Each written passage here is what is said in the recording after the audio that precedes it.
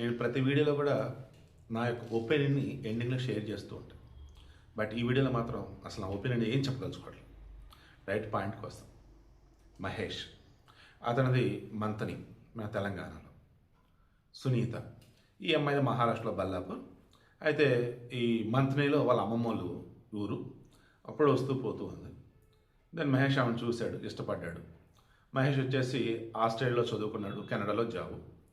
2022లో పెళ్లి చేసుకున్నారు. బట్ ఆ సమయంలో పెళ్ళైన తర్వాత ఈ అమ్మాయికి వీసా రాలి, ఇండియాలో ఉంది. మహేష్ కెనడాలో జాబ్ చేస్తున్నాడు. ఈ మూమెంట్లో ఈమెకి శ్రీనాథ్తో పరిచయం అయింది, వనస్థలిపురం. ఆ శ్రీనాథ్తో పరిచయం అయిన తర్వాత అతనిలో లవ్లో ఉంది. బట్ ఈలోపు కెనడాకి వీసా వచ్చింది, భర్త దగ్గరికి వెళ్ళింది. లవ్ మ్యారేజ్ మరలేదు, ఓకే. బట్ భర్త దగ్గరికి వెళ్ళినా సరే కెనడాలో వచ్చేసి ఎలా ఉంటుంది, గతంలో ఉన్నట్టు లేదు, అండ్ ఈమెకి ఎక్కడో ఎవరో ఉన్నట్టున్నారు, అందుకే ఇలా ఉంటుందని చెప్పేసి అనుకున్నాడు. మొత్తానికి ఇండియా వచ్చింది. ఇక అతను కూడా ఇండియా వచ్చాడు. ఆబ్వియస్లీ ఇక గృహహింస కేసు లేడీస్కున్న కాయిదా అన్నట్టు అనుకోవచ్చు. తప్పుడు కేసుల్లో ఆల్మోస్ట్ ఇవే ఉన్నాయి. అతని మీద కేసు పెట్టింది, వాళ్ళ అత్తమ్మ మీద కేసు పెట్టింది, మిట్టిల మీద. ఇంకేమైంది, కోర్టు నుంచి అఫీషియల్గా విడాకులు రాకుండానే 2024లో పెద్దల సమక్షంలో విడాకులు తీసేసుకున్నారు. అంటే పెద్దలకి విడిపే, ఎవరి దారి వాళ్ళదా. బట్ అప్పటికి కేసులు పెట్టింది కదా, కెనడా వెళ్ళలేకపోతున్నాడు. కేసెస్ నడుస్తూనే ఉన్నాయి. ఆమె పెళ్లి చేసుకుని హ్యాపీగా ఉంది. ఎక్కడుంది ఏంటనేది ఇతను తెలియదు. ఈలోపు ఆమె రీల్స్ పిచ్చి. ఆ రీల్స్ పిచ్చితో వాళ్ళ ప్రిమిసెస్ మొత్తం పెట్టేసింది. వనస్థలపురంలో కాప్రాయ్ చెరువు, కాప్రాయ్ కాలనీ సమయాలు అక్కడ చూశాడు. ఓకే, వనస్థలపురంలో పలానా చోట ఉంది అని ఈ తుర్కయ్య అంజలితో ఒక హాస్టల్లో రూమ్ తీసుకొని 60 రోజుల పాటు అక్కడే ఉన్నాడు. గత 5 రోజులుగా మొత్తం రెక్కి నిర్వహించాడు.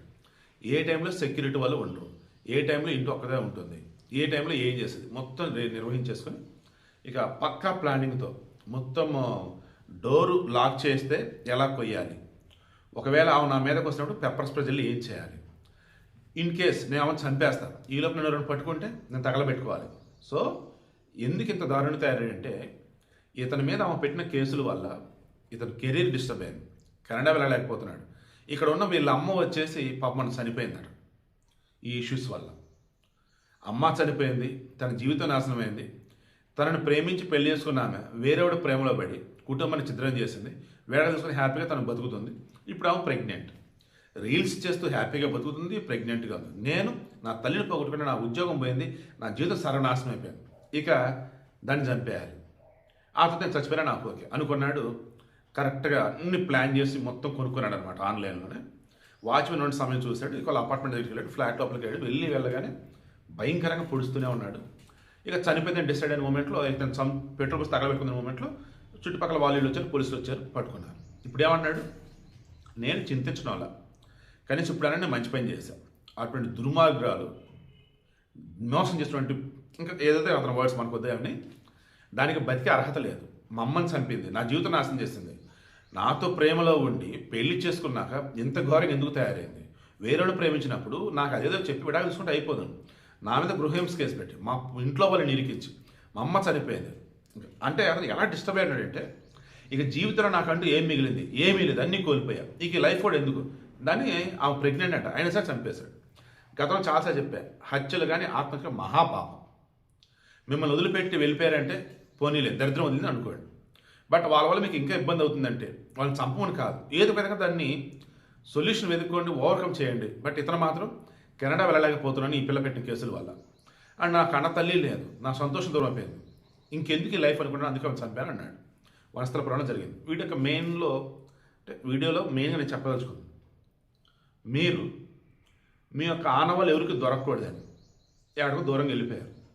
అలా వెళ్ళినప్పుడు మీరు పబ్లిక్గా రీల్స్, పోస్ట్లు, వీడియోలు పెట్టినట్టయితే ఎవరైనా కానీ మీ మీద కక్షానికి ఉన్నట్టయితే వాళ్ళు వచ్చి మిమ్మల్ని ఏదైనా చేస్తారు. దయచేసి జాగ్రత్త. ఇక్కడ ఈమెకున్న రీల్స్ పిచ్చే ఆమెను పట్టించింది, చంపేలా చేసింది. ఆమె రీల్స్ కనుక చెప్పితే ఆమె ఎక్కడుండేది ఏంటి తనకు తెలిసేది కాదు. కొన్నాళ్ళు ఇంక బాధలోనే ఉండి ఎలానో మొత్తానికి కేసు నుంచి బయటపడి కెనడా వెళ్ళిపోయాడు. ఇప్పుడు అతని జీవిత నాశనం, జైల్లో ఆ మనిషి చనిపోయింది.